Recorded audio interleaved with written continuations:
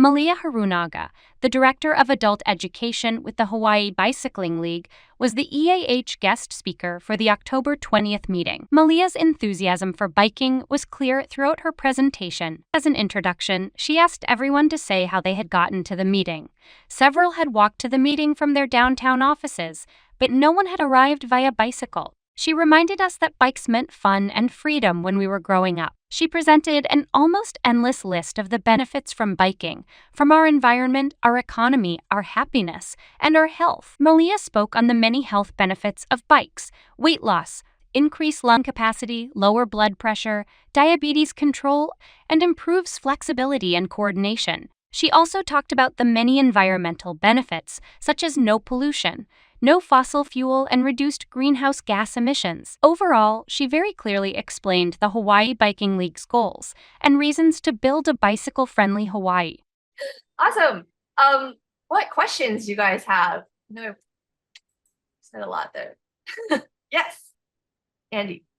So I had a question about, are there any state initiatives to make it easier for businesses to adopt some of these improvements in their infrastructure? Like, if I wanted to encourage my employees to cycle to work, and I put in a shower and a bike rack for them and facilities to help maintain the bikes, could I get, for example, tax incentives for doing that as a business? Is that something that is any kind of that legislation or any kind of initiatives brought up? I'm not familiar with any, but I'm just wondering if you've heard of any. No, there is not currently anything like that. I think the closest thing right now that we have is the e-bike rebate. Okay. We would like to see electronic bike. That's like a an electronic bike, right? It's not just an. yes, Okay. but we're looking at trying to get that for acoustic bicycles as well. Right now, the e-bike rebate it only applies to specific folks that are low income or don't have their own motor vehicle registered to their name, but they get $500 back, or if they were to buy an e-bike. But they're looking to expand that funding for like pretty much everybody, not just low income, but we're also looking to have that be applied to folks that just get a traditional bicycle as well. But right now, we have yet to see more action from the city regarding really throwing their support. We're seeing a lot more bike infrastructure, but things go slowly and painfully here. People are quite tied to the car situation, and so we're really trying to shift that perspective and starting smaller, but understanding that absolutely that would be super helpful. Do they have that in San Francisco? I'm not sure. They might. I used to cycle to a startup where I was working a few years ago, and they had showers, which was pretty handy. Because obviously when you're cycling, you need to change after that. You get sweaty, and you don't want to go into a meeting with you're all sweaty. And Yeah, absolutely. that was nice, but I don't know if they got any kind of a Kickback. kickback or rebate. I think it was already part of the buildings. Yeah. Anyway. Phil? Yeah, just a quick, you asked why I came here. You took all what you're saying and your thoughts, and all of a sudden you were sitting down in Lahaina and the whole crowd was cheering and they wanted to get your vision of bikes through development. What would you see and how would you try to implement that by land allocation? Sure. Yeah. So, I mean, Lahaina was an incredible tragedy, but the fact that people were stuck in their cars and the people that had bicycles were able to get out of the traffic is really should be a wake-up call for us all, and the importance of needing more bike infrastructure and having people go by bicycle. We've been collecting bike donations to send to Maui, and we've accumulated quite a lot right now. We've done helmet giveaways there to get bikes into the hands of people for utility. So cargo bikes that can help, traverse different locations to get, supplies to different people. E-bikes also for utility, but also just, to get around easier. And then just for enjoyment, right? For kids that have lost everything and, providing that. But yeah, bike lanes. I mean, protected bike lanes. Yeah.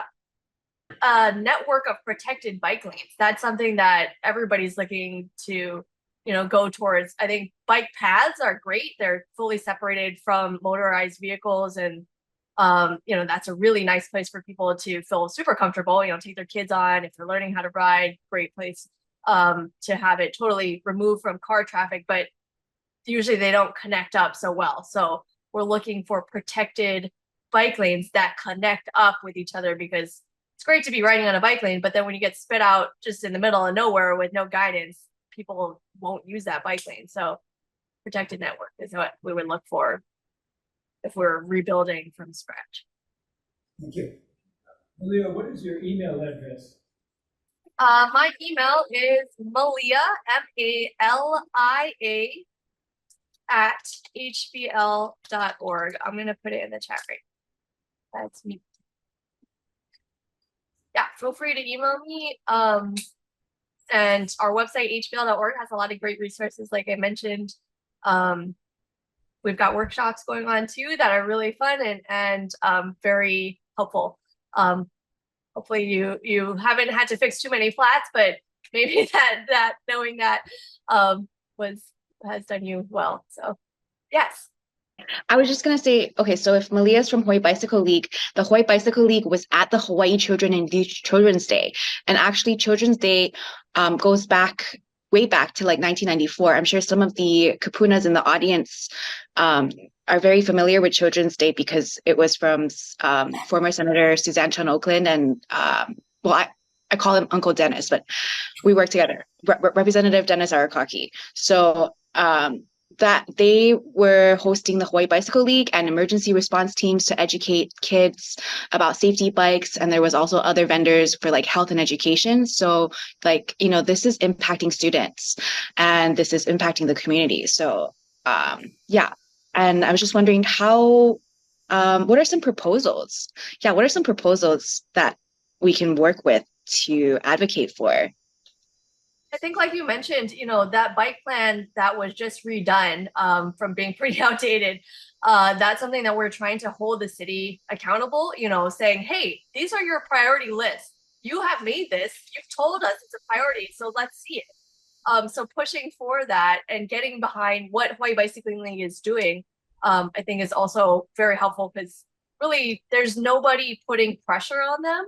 And a lot of times they kind of push these projects to the wayside, or they'll hold many a city meeting and open to the public, tell people about it, go to the neighborhood boards, and then when we're about to install it, everybody's like, hey, we never heard about anything. Like, you're gonna take what, how many parking stalls? And then it gets slapped to the side. So bringing people out in support of those things when we kind of do have a call to action, I think is something that would be really helpful. We are a member-based organization, so if you really do like bikes and you support what we're doing and the work that we're trying to see happen and come to fruition with this bike-friendly island, then become a member.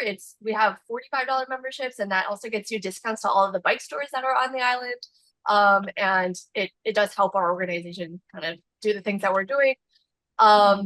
Taking just going out and riding and doing what you're doing and being so involved is also really like, yeah. And then right now we don't have an advocacy director here at Hawaii Bicycling League. So we're working to get that funding to fund somebody that solely works on advocacy. Because right now we are a really small staff. It's myself, our events director, we have our executive director, and then community engagement. And so it's just 4 people plus our bike ed crew that is kind of like part-time at the schools, and that's it. That's the people that are behind this. So we would love, and volunteers, they are really the lifeblood of every nonprofit, right? So we definitely are thankful for everybody that's been involved or helped out or come to any meeting. or just said, hey, bikes are cool. So thank you for that. Okay. We're gonna have to close it off Okay. here. Appreciate everybody tuning in today, and we have another meeting. Okay. I look forward to seeing you guys on the road with your bikes. Bye. Thank you. And take care. Thanks, Maria. Engineers and architects of Hawaii welcome your comments on this program and any of our recent programs. We encourage your direct participation in this community outreach. So please email us your comments and ideas at eahawaii@gmail.com.